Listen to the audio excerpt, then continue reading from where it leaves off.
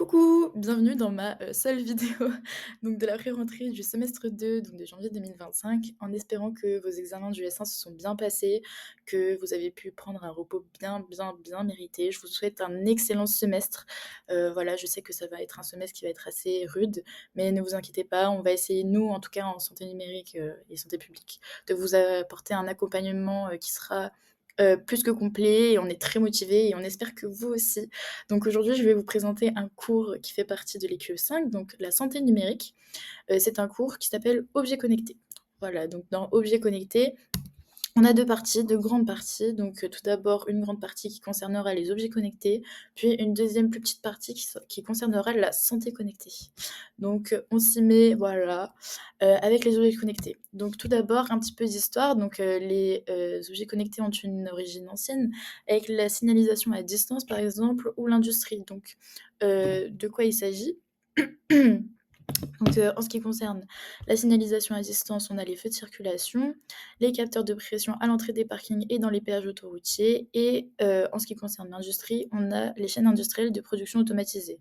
Donc ça, c'est des exemples que je ne vous ai pas mis dans la diapo pour pas la surcharger, mais qui sont bien évidemment présentes dans la fiche. En ce qui concerne les objets connectés, ils sont également dits traditionnels. Ils peuvent être commandés à distance ou automatisés, mais ne peuvent que rarement répondre ou transmettre des données à l'utilisateur. Donc ça, c'est quelque chose qui s'oppose complètement à l'intelligence artificielle, qui fera l'objet d'un cours dispensé par l'IN. Voilà, donc qui fera aussi partie de la santé numérique, pendant ce semestre. Il faut aussi savoir que les objets connectés ont, enfin le premier objet connecté a été créé par un Français, donc on peut être fier, en 2003. Donc ce Français s'appelle Rafi Aladijan. Donc je vous ai mis, une photo de ce monsieur pour que vous puissiez mettre un visage sur ce nom, parce que parfois je sais que ça aide. Voilà et donc cet objet, c'était une lampe DAL. Donc une lampe DAL, c'est une lampe qui est connectée en Wi-Fi et qui change de couleur, par exemple en fonction, de l'actualité, de la météo ou de la réception pardon, ou non d'un mail. Voilà. Donc on connaît plus ou moins tous, ces lampes qui changent de couleur. En ce qui concerne la définition d'un objet connecté, donc c'est très important, je vous ai mis des plus. Voilà, je vous ferai tomber ça en examen blanc d'une manière ou d'une autre, donc s'il vous plaît, connaissez les définitions, parce que je suis certaine qu'elles tombent. Voilà. Pas de définition officielle, mais on peut les définir comme tout matériel électronique capable de communiquer avec un ordinateur, un smartphone ou une tablette via une liaison sans fil. Donc qu'est-ce que c'est une liaison sans fil? Je vous l'ai mis entre parenthèses, c'est un Wi-Fi, un Bluetooth ou un infrarouge, pardon. Je suis désolée pour ma voix qui part en cacahuète. Et donc cette liaison sans fil le relie à un réseau local ou à internet. Voilà. Donc d'ailleurs le domaine des objets connectés à internet s'appelle l'Internet of Things, donc IoT. Voilà. Donc on a quelques caractéristiques des objets connectés qu'il faut savoir. Donc tout d'abord, ils sont interactifs, ils permettent de transformer les objets physiques traditionnels en objets intelligents, donc Smart Internet of Things. Ils ont la capacité de fonctionner en réseau, donc via un Wi-Fi et cetera, comme je vous l'ai dit dans la diapo précédente et ils produisent des données, sont capables d'en acquérir via des capteurs, de les stocker, de les transmettre, donc via un cloud. Donc on connaît tous iCloud, Google Drive, n'importe quel type de drive ou un support physique mobile, donc par exemple un téléphone. Il permet aussi de les traiter en local, ces données. Voilà, c'est important.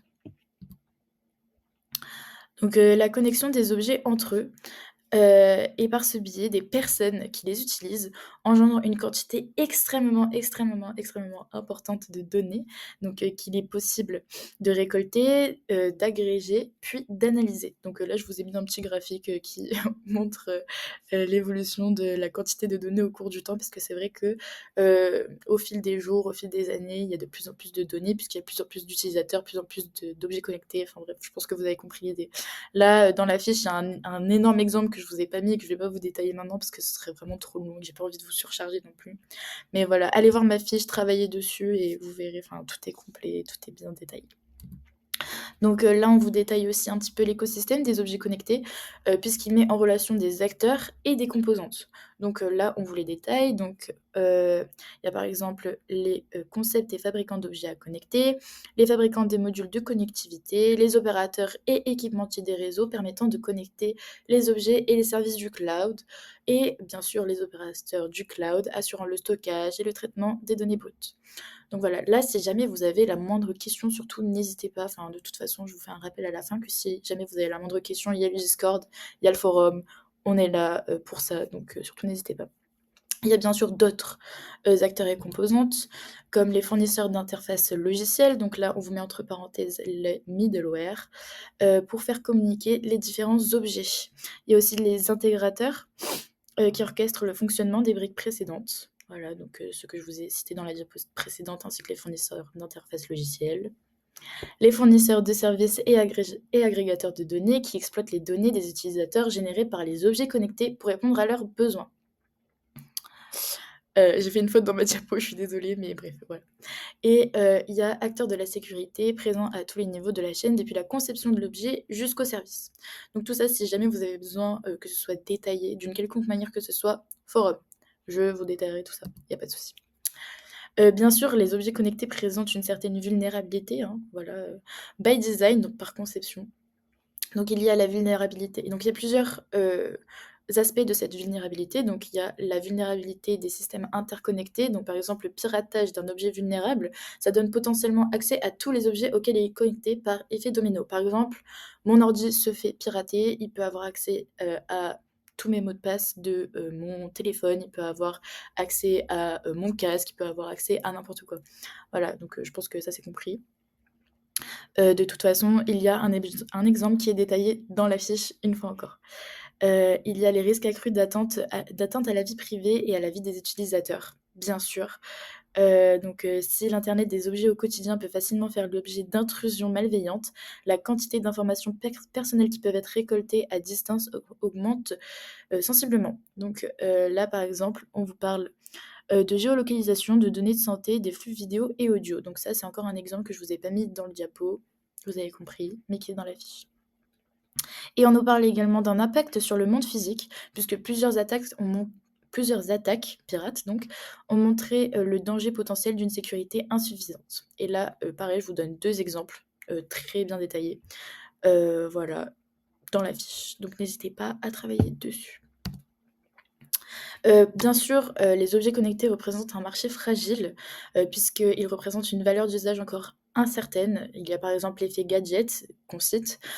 Aujourd'hui, beaucoup d'objets connectés associés à une demande de niche. Donc qu'est-ce que c'est une demande de niche? C'est un public de connaisseurs, de technophiles, de geeks en gros, hein, enfin voilà, sans no offense, hein, mais voilà.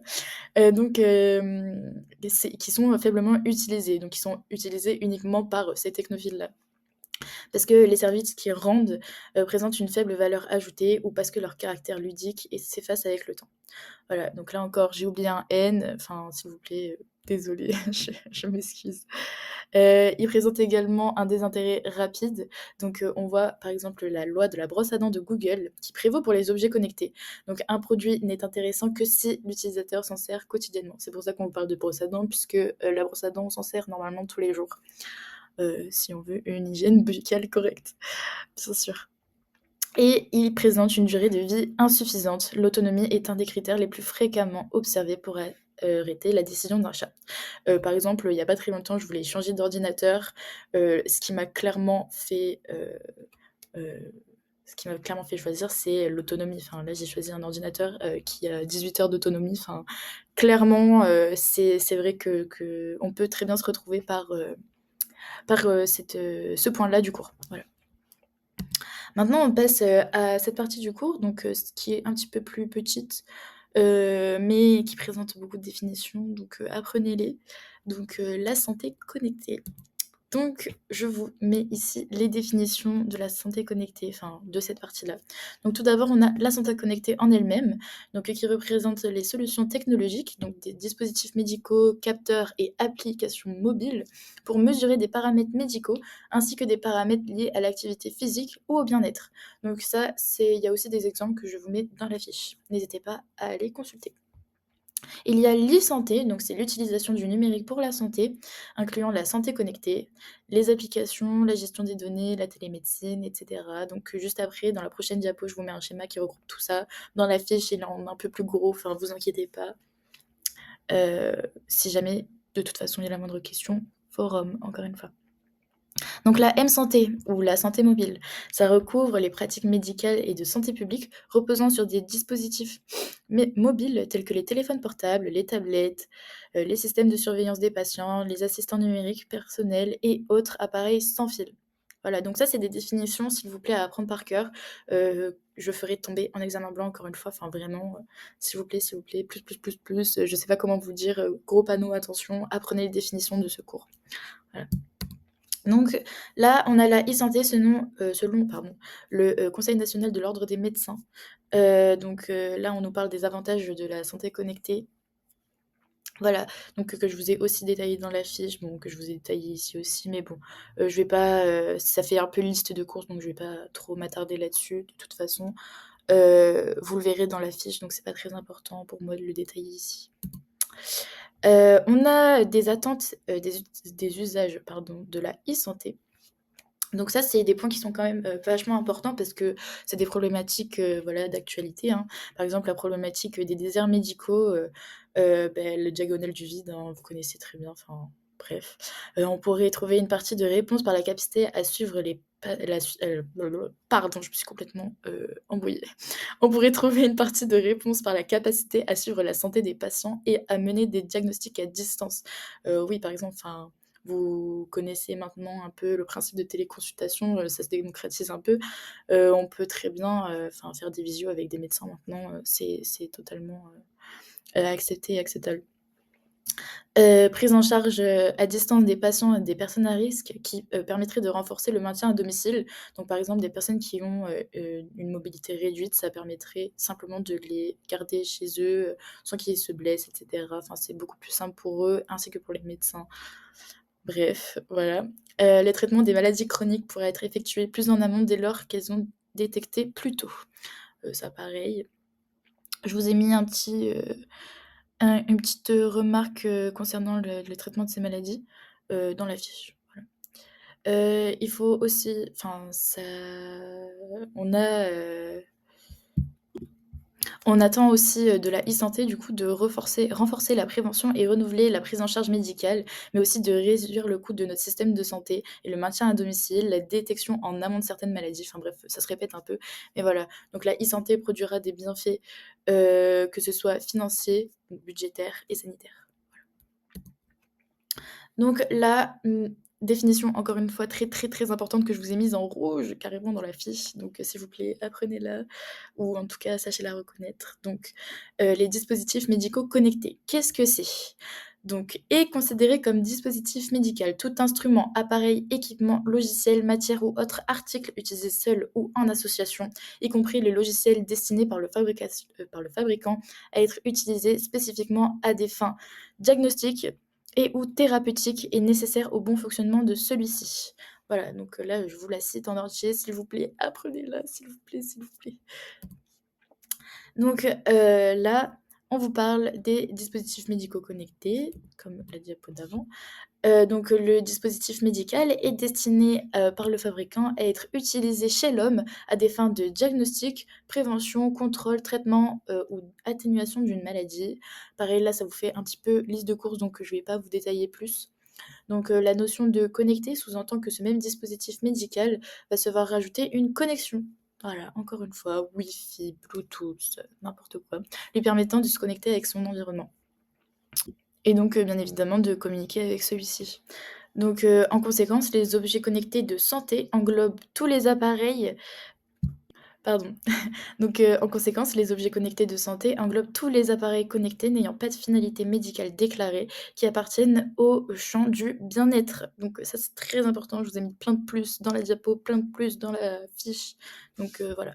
Alors là, on va vous donner, je vais vous donner plein d'exemples de dispositifs médicaux.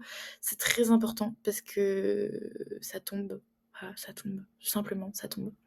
Donc les exemples, donc on a le stéthoscope connecté, le CG connecté, le tensiomètre, l'otoscope, l'ophtalmoscope, le dermatoscope, le saturomètre, le glucomètre, l'audiomètre, l'examen de la vision, le pilulier connecté. Donc tout ça, c'est extrêmement important. Voilà, plus, vraiment je carrément je fais un signe de la main, plus. Et on a, ça c'est des dispositifs médicaux connectés, donc il faut faire la différence avec les objets connectés de santé, donc la balance connectée, la montre ou le bracelet connecté, les cabines multi-capteurs intégrés qui font la rotation, blablabla. Bref, on vous parle aussi de brosses à dents connectées. C'est très important, s'il vous plaît, de faire la différence, de distinguer, les, dispositifs médicaux et les objets connectés de santé, voilà. Heu, Vraiment très important. En tout cas, si vous avez la moindre question, n'hésitez pas, sur le forum, sur le Discord, j'y répondrai avec plaisir, heu, j'y répondrai aussi vite que possible. J'espère que ce cours aura été clair, malgré le fait que je sois pas très à l'aise devant une caméra, une fois encore, je suis désolée et je vous remercie de m'avoir écoutée. C'est fini et bon courage encore une fois pour le S2, vous allez dead ça les gars, dead ça.